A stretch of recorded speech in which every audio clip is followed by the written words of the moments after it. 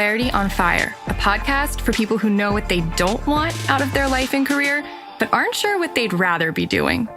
In a world where it's easy to exist, but hard to feel alive, we, Kristen and Rachel, 2 certified life and career coaches, are here to help you cut through the information overload, get unstuck, and focus not just on how you can have a career you're passionate about, but how to create a whole life that feels fulfilling.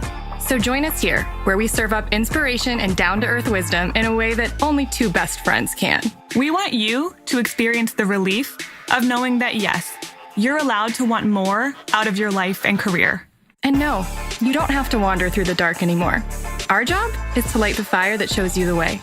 Let's go.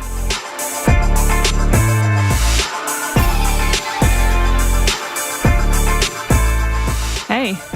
I'd rather be talking about Game of Thrones than doing this. We have been talking about Game of Thrones ad nauseum. I just got off a debrief call with my brother about it. And, we had one and of those, his wife. We had one of those with my brother yesterday, I think. Anyway, as we've been nerding out hardcore. I mean, as we've talked about so many times, we'd much rather be watching a good show or reading a good book than doing just about anything else. Which, I mean, no offense to our podcast, of course. We do love podcasting too. But that's not where my headspace is. So I had to kind of like tone it down and like do something practical, which was weird after talking about dragons for so long. I know. Anyway, send me your Game of Thrones theories if you're a fan.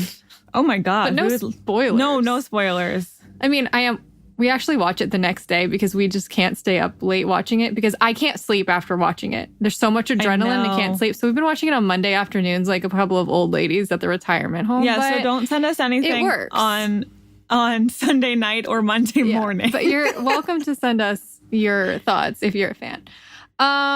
Okay, so you have a blog. Yeah. You have of secondary importance is my blog. A throwback blog that you're bringing back. I don't know what this one is. You read it at one point. It's about what to do when no one supports your dreams.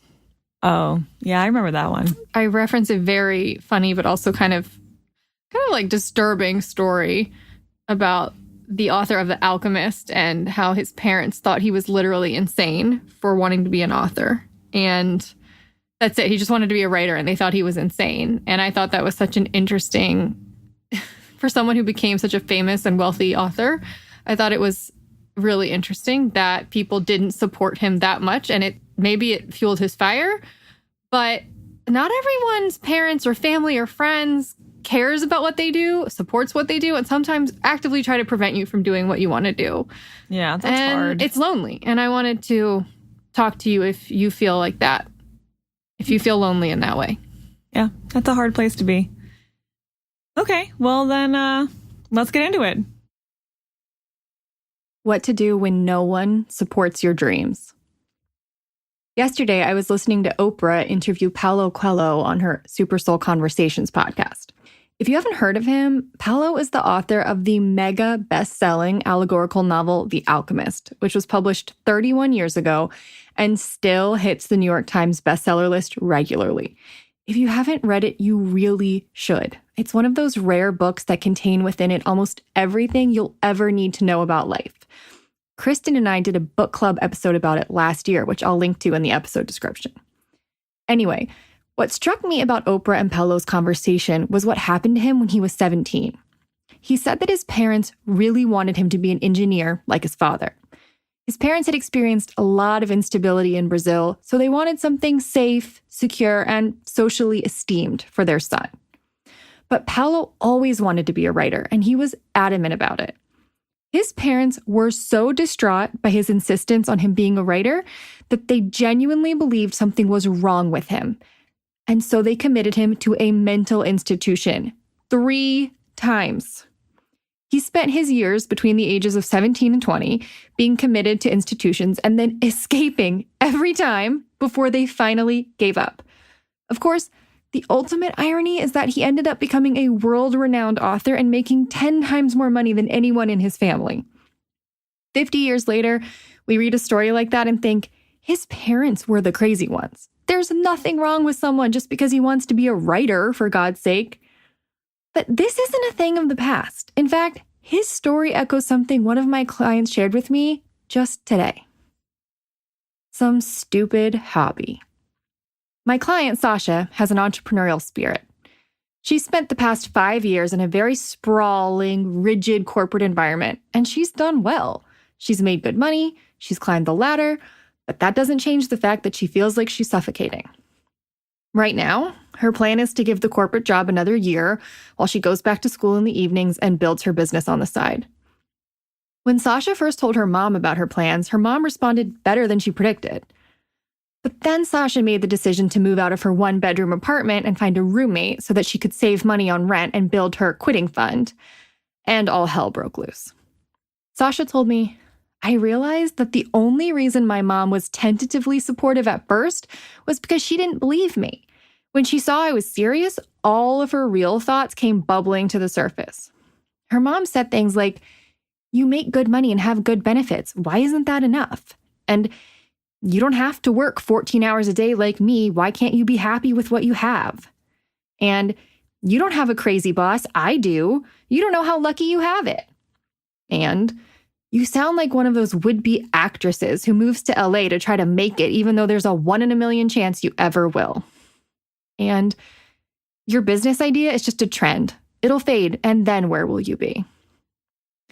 Sasha was understandably pretty heartbroken by her mom's response. It hurts when one of the closest people in your life has no desire to encourage your dreams, doesn't believe in you, and refuses to show you any support. She told me, "My whole life, my parents told me that I could do anything I set my mind to. The worst part about this is realizing that they didn't really mean it. The secret caveat was, you can do anything, so long as it fits with what we think is right." To Sasha, it felt like a betrayal. This person who was supposed to love her more than anyone in the world would choose for Sasha to keep doing something that feels like soul death, rather than pursue something that makes her feel alive. Where do we go from here? Ideally, we'd all be blessed with parents and loved ones who, even if they don't completely understand your dreams, can still accept you and cheer you on. But that's sadly not true for everyone. So Sasha's next question was understandable. How do I move on from this? How do I not let this affect me when her naysaying is all I hear when I sit down to work on my business? Here's what I shared with her. First, understand that this really does come from a good place. However misguided, most parents just want to protect their kids and keep them safe. For some parents, it's hard to let their children take risks because it feels threatening to the child's very survival. So to do their duty as a parent, they feel they've got to naysay your dreams so that you don't get hurt or end up starving and homeless. Second, know that it's not really about you. It feels deeply personal when a loved one insinuates that there's next to no chance you'll be successful. It sounds like they're saying you are not good enough to succeed. But that's usually not what they're really saying. What people say, even if you are the subject of conversation, is way more reflective of their belief system. In Sasha's case, it's not really that her mom thinks she's not smart or talented enough. It's that her mom just doesn't believe entrepreneurship is valid, period. Sasha's actions are triggering deep, old, and inaccurate beliefs her mom has about what it means to live a secure, stable life. And that fear is getting projected all over Sasha. But it's not really about Sasha as a person. Third, drown out the naysaying voice. If the loudest voice rattling around in your mind is also the most critical and doubtful, it's naturally going to be hard to make any progress. So in Sasha's case, I told her to turn up the volume on supportive, encouraging voices. She needs to lean on her boyfriend and friends, all of whom are very encouraging and uplifting. But even more importantly, she needs to find a person or group of people who are going through what she's going through. Her friends and boyfriend are great, but they can't totally relate with her experience. So part of her homework became posting in certain online groups and finding people to meet up with in real life who she can bond with over their shared entrepreneurial experiences. When you're all alone in your experience, you don't realize that it's not unique to you. When you bond with other people, you realize that your fears and doubts are universal, which makes them a lot easier to overcome. But it's okay to be sad. The last thing I told Sasha was that it's okay to grieve. Maybe one day she'll be off the charts successful and get to prove her mom wrong. But it's more likely that even when Sasha is successful, her mom's beliefs won't change. For some people, there's not enough evidence in the world to make them relinquish their position. It's okay to be sad about the prospect of someone never really supporting you, but it's also okay to forgive them for it. Sometimes the most gracious thing you can do is live your life, allow someone to misunderstand you, and love each other anyway. So what about you? Who in your life hasn't understood or supported your dreams? Come share with me in the comments where Kristen and I are more than happy to support you. Okay, so if this resonated with you, then we've got some more listening for you. Go ahead. All right. Introduce them to the things that I think will help them the most after this episode. Okay, so there's a blog from April 2018 called Are You Tired of Pretending to Be Someone You're Not? That was my blog. I remember not writing that one. Oh, you do? Yes. That one's about something Glennon Doyle talks about a lot, which is how we send our representatives out on our behalf. And our representatives are the people who are trying to put on a facade or trying to please other people or trying to just be someone slightly different or maybe really different than who you actually are in order to be liked, loved, and accepted, except so heartbreaking because that's actually the opposite of real acceptance if people only accept you for who you're pretending to be. So that one's really important to listen to. Funny and interesting side note about that one. I had a previous client reach out to me recently and said she was on her way to an interview for a job she really didn't want, but just felt like she needed to apply for. And as she's driving to this interview, first of all, she feels really sick. And there's also really bad traffic, was taking forever. And she tries to go listen to one of our podcasts, but the one she tries to play doesn't play. This one plays instead about not sending your representative out to places where you're trying to be who you are.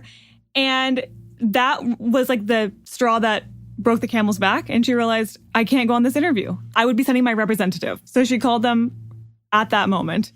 So that was the first story I've heard about the universe using our podcast to teach people a lesson. And I'm here for it. Okay. Yeah. So the next recommended listening is a side chat from July 2018 about overcoming imposter syndrome. That one is self-explanatory. I don't think I need to explain to you what that one's about. You get it. Yeah. Just go listen to that. And if you are tired of being surrounded by people who don't support you in the way you would like, and you want to find your tribe of people who will support you, then you'll definitely want to listen to our interview with Carolyn Bursky back from April 2018 called How to Find Your Tribe and Grow a Network. Yeah. She's one of our good friends and an incredibly extroverted, sociable person who knows a lot more about making friends than we do. So the right kind of friends, too. Yeah, that'll help you. So those are listed in the episode description along with the date so that if you need to reference them again, you can. And that's it. We'll be back on Friday with, well, I was going to say a new interview with an expert. That's not totally true because she is an expert, but she's interviewing us.